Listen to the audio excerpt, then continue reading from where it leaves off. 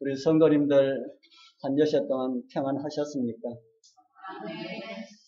오늘 또 말씀을 사모하시는 심령으로 주님 앞에 이르신 우리 모든 성도님들에게 하나님께서 주시기를 기뻐하시는 말씀의 은혜와 감동이 우리 모두와 함께하기를 축복합니다.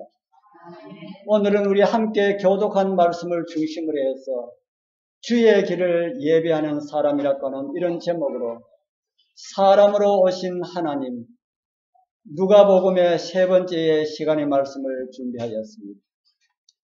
오늘 우리가 교독한 말씀의 내용은 침례 요한의 출생과 관련된 그런 말씀입니다. 저는 지난번에 흠이 없는 사람들이라고 하는 이런 제목으로 침례 요한의 부모와 관련된 말씀을 드렸습니다. 그리고 우리도 흠 없이 말씀에 충실한 그런 은혜의 삶을 살자고 말씀을 드렸습니다. 그렇게 흠이 없었던 그들도 성경에 이런 모습을 우리에게 말해주고 있습니다. 누가복음 1장 18절에 보면은 사가랴가 천사에게 이르되 내가 이것을 어떻게 알리요?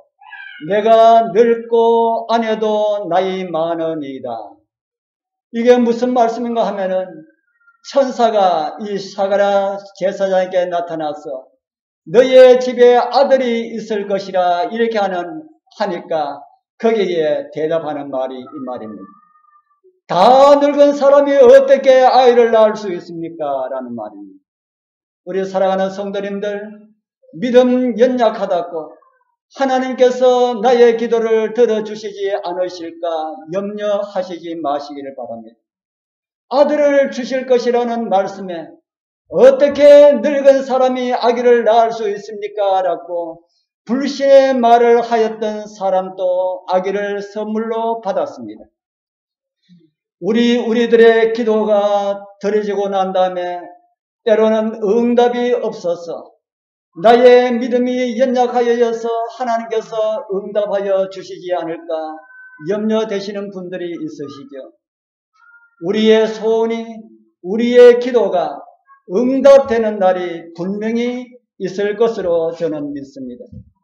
그러나 이 모든 것들이 나의 생각과 나의 계획에 따라서 속히 이루어지지 않을지라도 우리 여러분들 낙심하지 마시고 응답이 있을 때까지 기도의 끈을 결코 놓지 않게 되기를 바랍니다.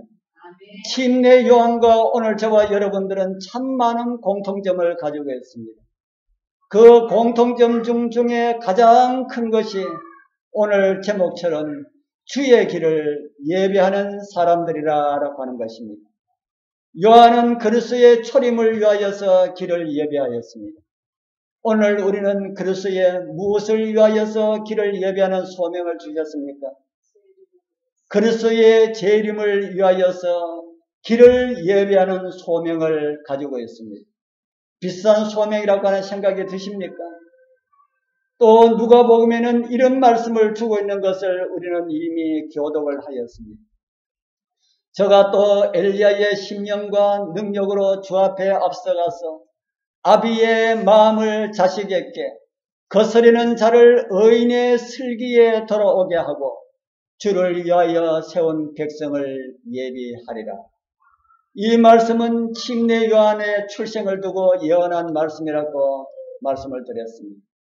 누구의 심령과 능력으로 일하게 될 것이라고 하십니까? 누구의 심령과 능력으로요? 엘리야의 심령과 능력으로. 이 말씀은 말라기서에 있는 말씀을 그대로 인용한 말씀입니다. 말라기 4장에 있는 말씀을 올려드립니다. 보라, 여호와의 크고 두려운 날이 이르기 전에 내가 선지 엘리야를 너희에게 보내리니 그가 아비의 마음을 자녀에게로 돌이키게 하고 자녀들의 마음을 그들의 아비에게로 돌이키게 하리라. 돌이키지 아니하면 두렵건대 내가 와서 저주로 그 땅을 칠까 하노라 하십니다. 밑에 있는 말씀하고 좀 비슷한 말씀 같습니까? 말라기의 말씀을 누가가 인용하여서 침례 요한에게 적용을 하였다 하는 것입니다. 예수 그리스도의 초림의 날이 어떤 날이라 그럽니까? 크고 두려운 날이다. 여러분들 이 표현 이해가 되십니까? 어떻게 우리를 구원하시기 위하여 하나님이 자기를 버리시고 종의 모습으로 오시는 그날을 크고 두려운 날이라고 할 수 있을까요? 그래서 제가 공동번역을 찾아보니 공동번역에는 이렇게 번역을 하였습니다. 그 아래가 공동번역입니다. 우리 같이 한번 읽어볼까요? 시작. 이 야훼가 나타나는 날, 그 무서운 날을 앞두고 내가 틀림없이 예언자 엘리야를 너에게 보내리니 엘리야가 어른들의 마음을 자식들에게, 자식들의 마음을 어른들에게 돌려 화목하게 하리라. 그래야 내가 와서 세상을 모조리 채부수지 아니하리라. 여기는 야훼가 나타나는 날 이렇게 기록을 하고 있습니다. 그러면서 그 무서운 날이라고 이렇게 번역을 하고 있습니다. 물론 하나님께서 사람을 구원하시기 위하여서 사람으로 오셨지만은 그것을 거절하는 사람들에게는 무서운 심판이 예비되어 있기 때문에 무섭고 두려운 날이라고는 표현을 쓸 수가 있을 것입니다. 그러나 이 말씀을 초림에만 적용시킬 수가 없다라는 그런 말씀입니다. 인류에게 있어서 진짜 무섭고 두려운 날은 어떤 날이 될까요? 이 지구상에 살고 있는 모든 사람들에게 진짜 무섭고 두려운 날이 있다면 어떤 날이 될까요? 예수 그리스도의 재림의 날입니다. 그날 하나님을 믿고 예수 그리스도를 받아들인 성도들에게는 말할 수 없는 기쁨의 날이 될 것이지만 구원을 거절한 자들에게는 두렵고 무서운 날이 될 것입니다. 우리 사랑하는 성도님들, 우리 다 예수 그리스도의 재림을 기다린다고 합니다. 그날이 무섭고 두려운 날이 되지 않기를 소망합니다. 그래서 말라기의 예언은 예수님의 초림 때도 그리고 예수님의 재림 때도 적용할 수가 있는 말씀이라 하는 것입니다. 그럼 마지막 때도 침례 요한과 같은 사람은 어떤 사람이고 어떤 모습으로 나타날까요? 살아남는 이들이라고 하는 책 198페이지는 이런 내용을 기록하고 있습니다. 요한은 엘리야의 심령과 능력으로 예수의 초림을 전파하기 위하여 왔다. 나는 요한이 말세의 엘리야의 심령과 능력으로 나아가 진노의 날과 예수의 재림을 전파할 자들의 예표가 되는 것을 보았다. 침례 요한은 누구에 대한 예표라고 합니까? 침례 요한은 누구에 대한 예표인가? 마지막 세상에 엘리야의 심령과 능력으로 나타날 사람들에 대한 예표다. 이렇게 정은의 말씀은 우리에게 가르쳐주고 있습니다. 성경은 이 마지막 시대에 엘리야의 심령과 능력으로 사탄의 대적이 될 독특한 한 백성이 일어날 것에 대하여 묘사한 말씀을 성경은 우리에게 가르쳐주고 있습니다. 우리 여러분 잘 아시는 요한계시록 12장 17절 이런 말씀을 주고 있습니다. 용이 여자에게 분하여 돌아갔어. 그 여자의 남은 자손 곧 하나님의 계명을 지키며 예수의 증거를 가진 자들로 더불어 사오렵고 바다 모래 위에 섰더라. 요한계시록 13장에는 새 세력이 나옵니다. 새 세력이 짐승의 우상을 만들어서 이 지구상에 가는 모든 사람들로 하여금 그에게 경배하게 하는 그런 내용이 기록되어 있는데 제가 그림을 찾다 보니까 그와 똑같은 그림이 이렇게 있는 것을 보고 제가 깜짝 놀랐습니다. 이건 틀림없이 우리 재림교회의 화가가 그린 그림이 아닙니다. 우리 교회에서 그리면 이런 식으로 그리지 않기 때문에 그렇습니다. 이 세상에 다른 교단에 살고 있는 사람들도 잘은 모르지만은 그림으로 요한계시록 13장을 제대로 표현하는 사람들도 있구나 하고 그렇게 생각했습니다. 용은 누구를 가리키는 말입니까? 용은 사단을 가리키는 말입니다. 그 사단이 어떤 사람들을 제일 싫어할까요? 그 사단이 이 마지막 때에 어떤 사람들을 싫어할까? 예, 마지막 때에 오리라고 하는 엘리야의 심령과 그 능력을 가진 사람을 싫어할 것이다. 그렇게 했습니까? 엘리야의 심령과 그 능력을 가진 사람을 싫어할 뿐 아니라 그들을 대적할 것이다. 성경은 그렇게 우리에게 가르쳐주고 있습니다. 그런데 요한은 마지막 때 사단이 대적하게 될 한 무리를 우리에게 보여주고 있습니다. 그들이 누구라고 했습니까? 그 여자의 남은 자손. 이들이 바로 엘리야의 심령과 그 능력으로 살아갈 사람들이다. 맞는 말씀일까요? 그리고 그들의 두 특징을 보면은 하나는 하나님의 계명을 지키며 라는 이런 특징을 보면은 제7일 안식일 예수 재림교회가 맞다는 생각을 부인할 수가 없습니다. 제가 왜 이런 여러 가지 말씀을 드리는지 여러분들 이해하실는지 모르겠습니다. 침례 요한은 엘리야의 심령과 능력으로 마지막 시대의 백성들을 주님의 재림을 위하여서 준비시킬 독특한 사명을 가진 사람들이다라는 말씀을 제가 드리기 위하여서 이런 말씀을 드렸습니다. 우리 사랑하는 성도님들, 침례 요한이 특별한 사명을 가지고 하나님의 예언에 의하여서 태어났듯이 마지막 시대에 남은 백성들도 특별한 백성들로 나타나게 됨을 성경은 말하고 있다는 사실을 우리는 잊지 말아야 합니다. 성경은 특별한 사람들의 태어남을 말하고 있는 내용들을 많이 말하고 있습니다.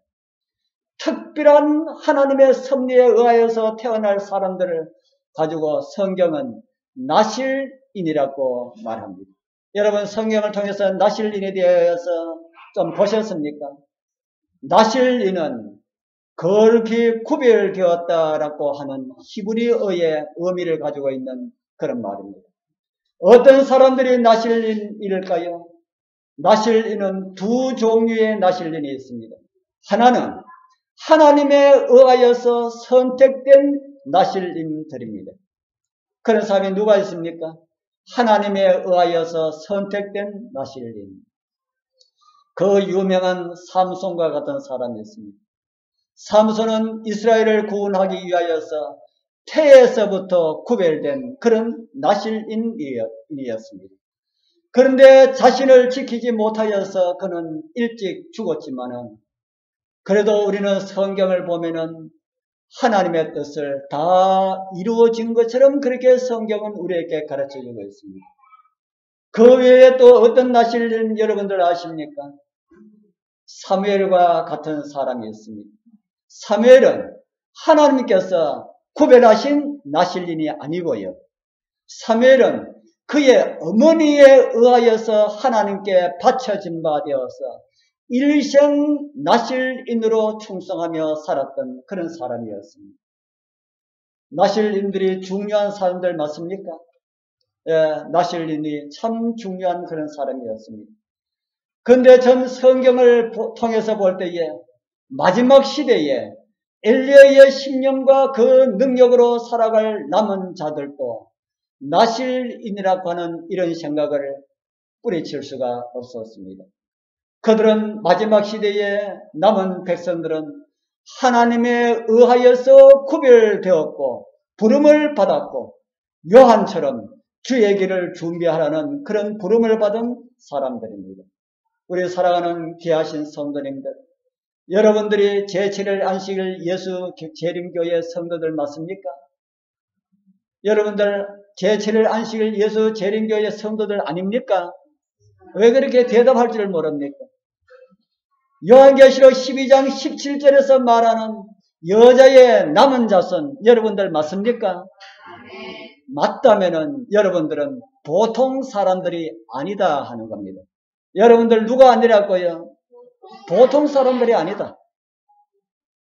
누구와 같은 사람들이라 하는 겁니까? 성경에 기록되어 있는 나실인들과 같은 사람들이다.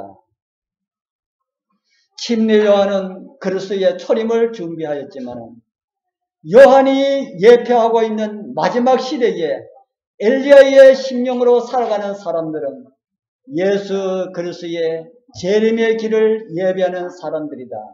그렇게 성경은 우리에게 가르쳐주고 있습니다. 누가 더 엄청난 사람들입니까?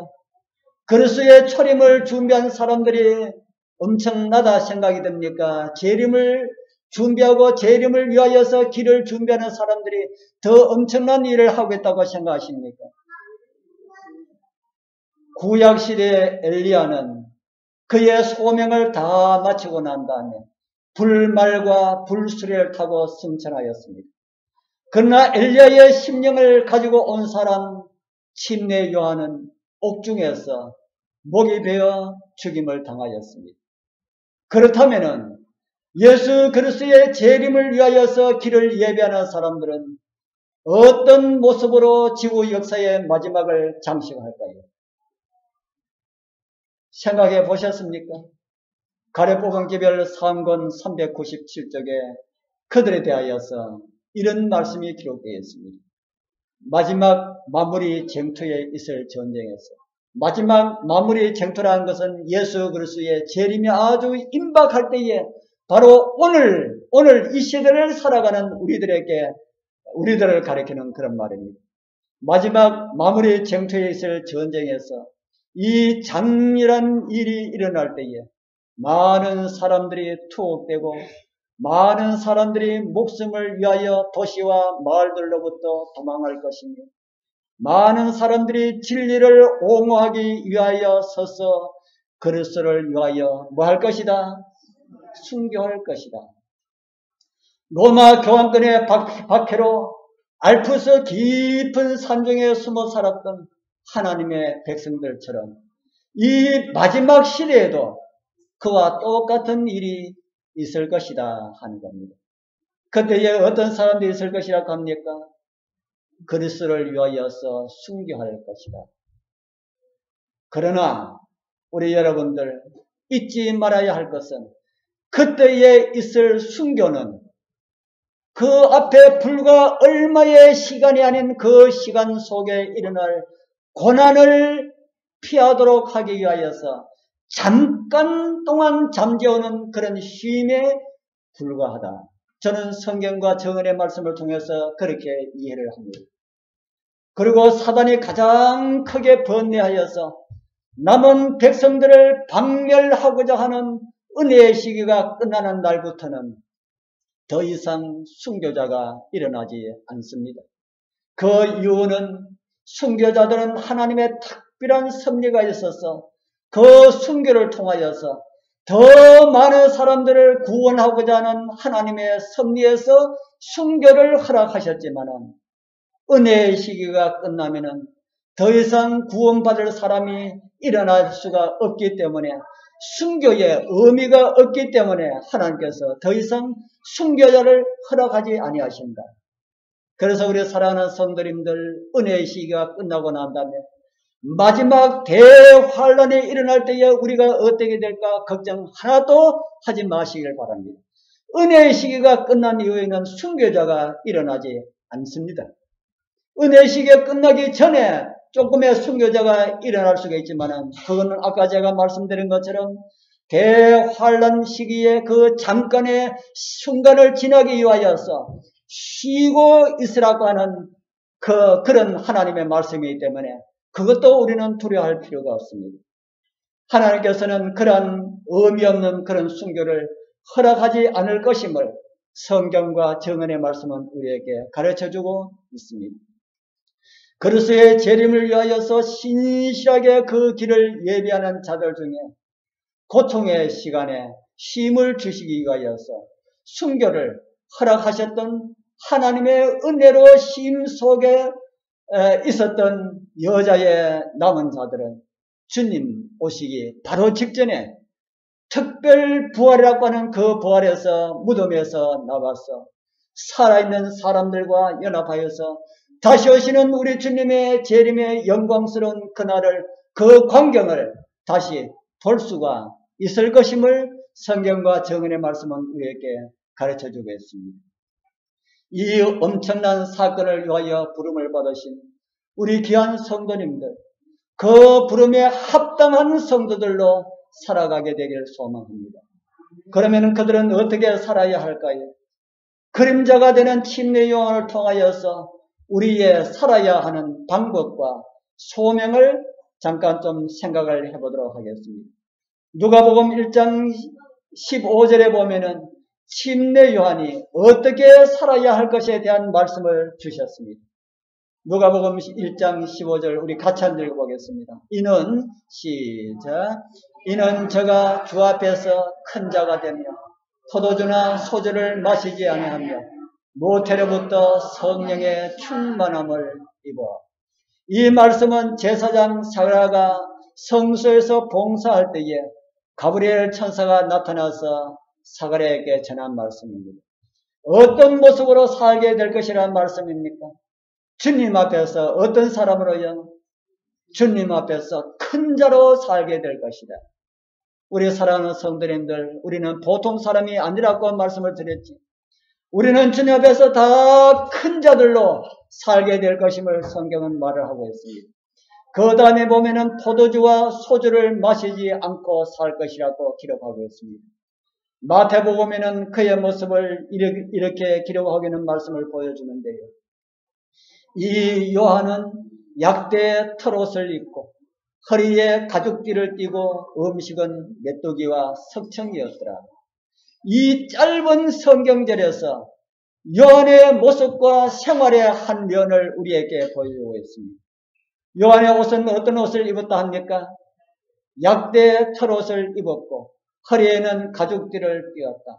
이런 모습은 그 당시에 살아가고 있는 많은 유대인들과는 많이 다른 그런 옷차림이었습니다. 유대인을 책망하는 예수님의 말씀에서 옷과 관련된 이런 말씀을 하신 적이 있습니다. 마태복음 23장 5절입니다. 우리 같이 한번 읽어보겠습니다. 시작. 저희 모든 행위를 사람에게 보이고자 하여 하나니 곧 그 차는 경문을 넓게 하며 옷수를 크게 하고, 그 차는 경문을 넓게 하고 옷수를 크게 한다고 하는 이 말씀은 무슨 말씀일까? 구약 신명기에 보면은 이런 말씀이 있습니다. 구약 신명기 6장 6절에서 9절에 보면은 오늘날 내가 네게 명하는 이 말씀을 너는 마음에 새기고 내 자녀에게 부지런히 가르치며 집에 앉았을 때든지 길에 행할 때든지 누웠을 때든지 일어날 때든지 이 말씀을 강론할 것이며 너는 또 그것을 내 손목에 메어 기호로 삼으며 내 미간에 붙여 표를 삼고 또 내 집 문설주와 바깥문에 기록할지니라. 이 말씀은 이스라엘이 하나님의 말씀을 중히 여겨야 된다라는 이런 가르침의 말씀입니다. 이 말씀 속에 너는 그것 하나님의 말씀을 내 손목에 메어 기호로 삼으라 이런 말씀을 하셨습니다. 이 말씀은 어떤 말씀일까요? 하나님의 말씀을 우리의 손목에 메어라라는 이 말씀은 어떤 말씀일까요? 그리고 자녀들에게 부지런히 가르치라 하면서 미간에 붙여서 표를 삼고 이런 말씀을 하셨습니다. 그리고 집 문설주와 바깥 문에 기록하라 이렇게 말씀하셨습니다. 이 말씀은 어떤 말씀일까요? 미간은 우리 눈과 눈 사이를 가지고 미간이라 합니다. 하나님의 말씀을 복사해서 우리의 미간에 붙이고 다니라 이런 말씀일까요?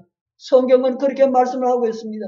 내 미간에 붙여서 표를 삼고 내 문 앞에도 기록하라.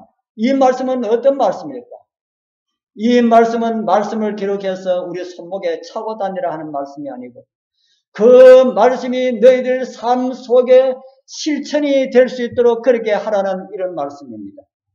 그런데 이스라엘 백성들은 이 말씀을 문자적으로 받아들였다 하는 겁니다.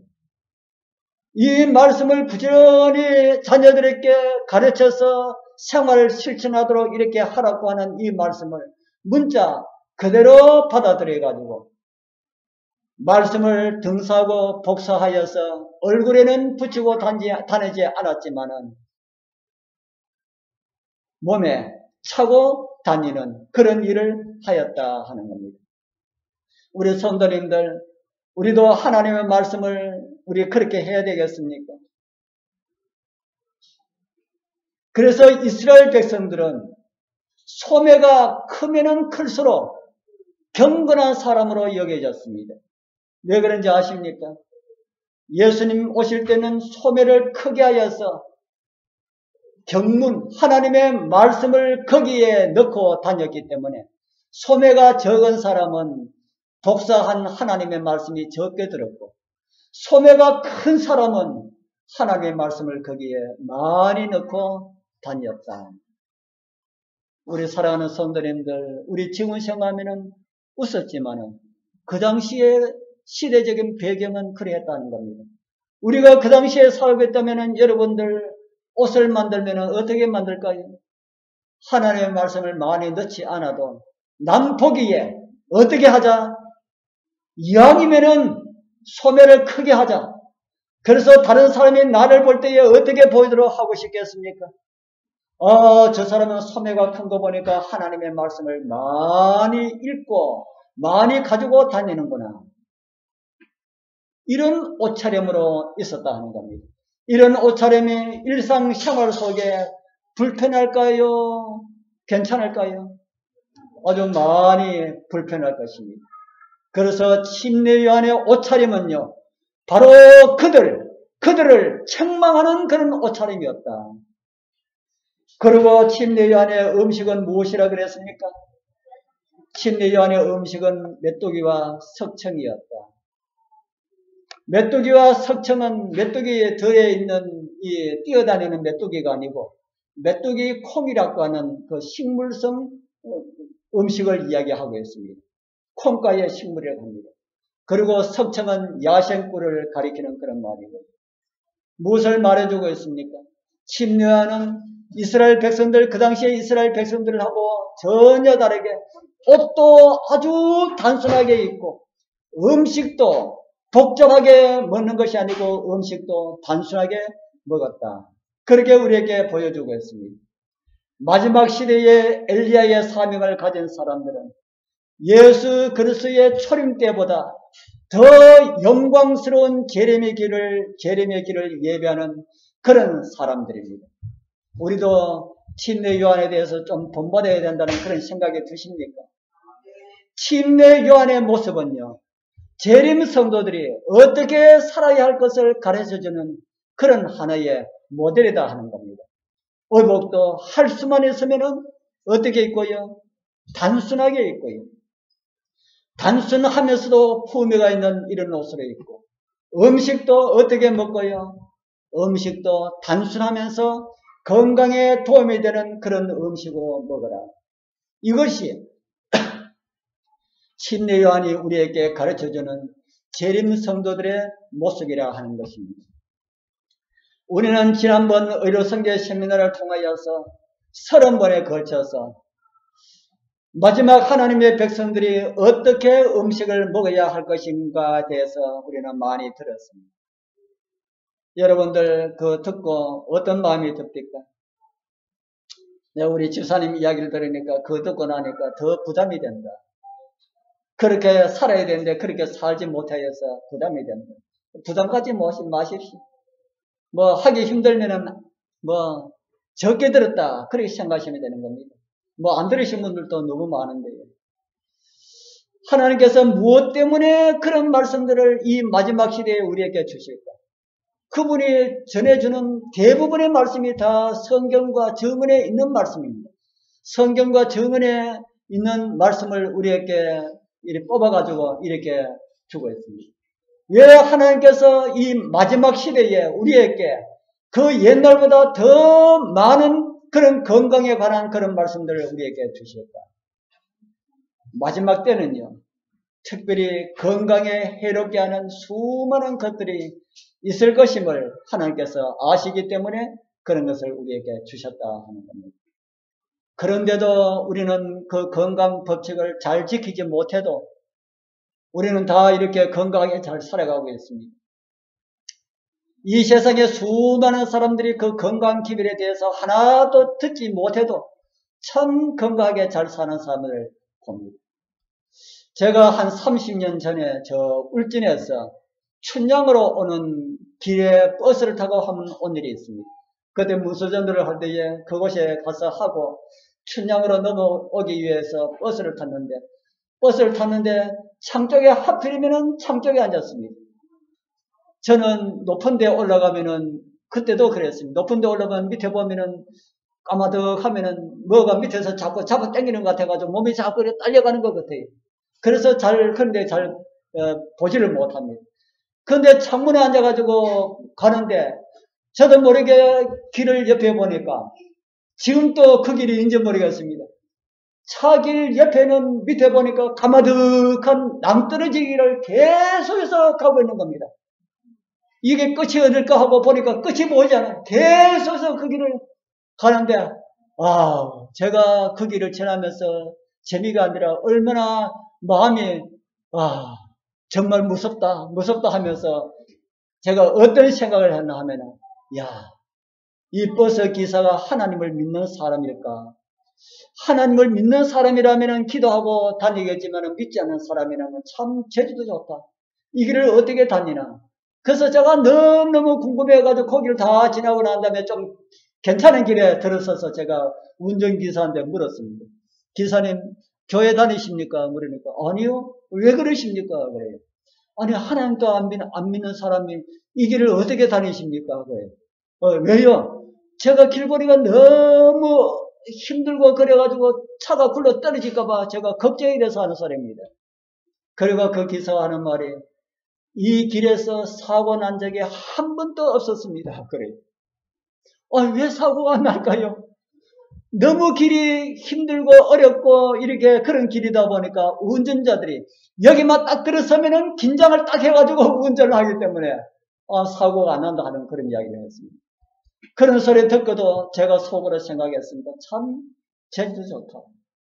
하나님도 안 믿는 사람이 어떻게 이렇게 다닐까? 그래 생각하면서 오늘날 생각하면은 더 제주 좋은 사람들이 이 세상에 참 많이 있습니다.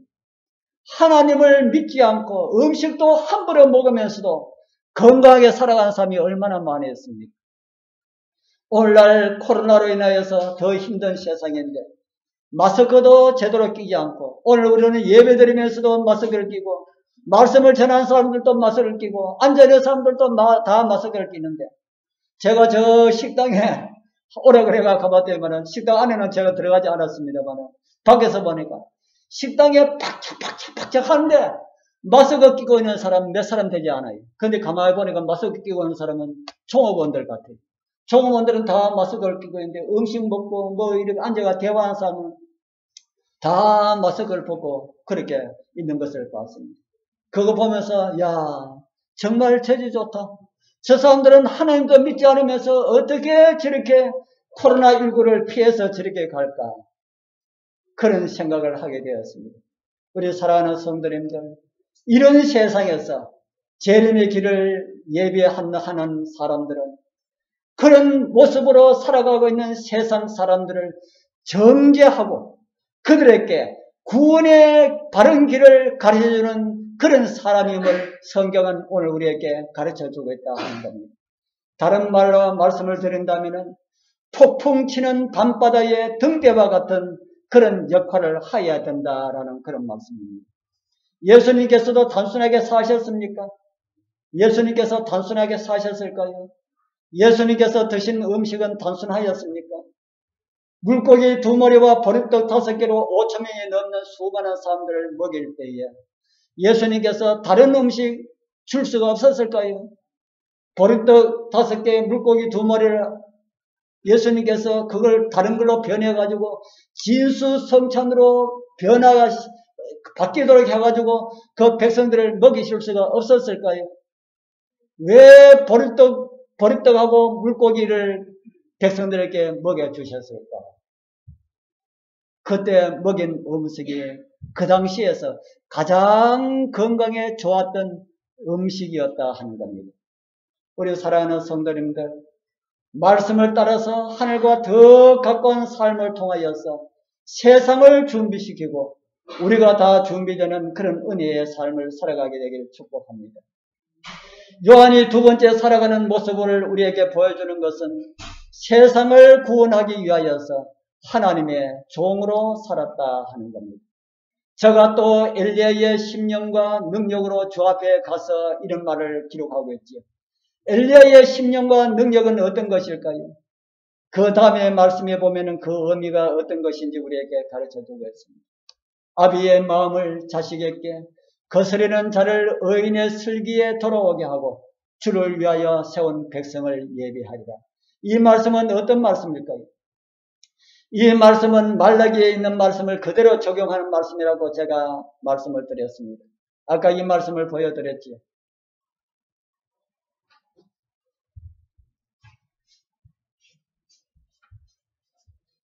거스르는 자를 의인의 슬기에 돌아오게 하고 라는 이 말씀은 자녀들의 마음을 그들의 아비에게 돌이키게라고 하는 이 말씀을 그대로 의역한 그런 말씀이다. 그렇게 이해를 합니다.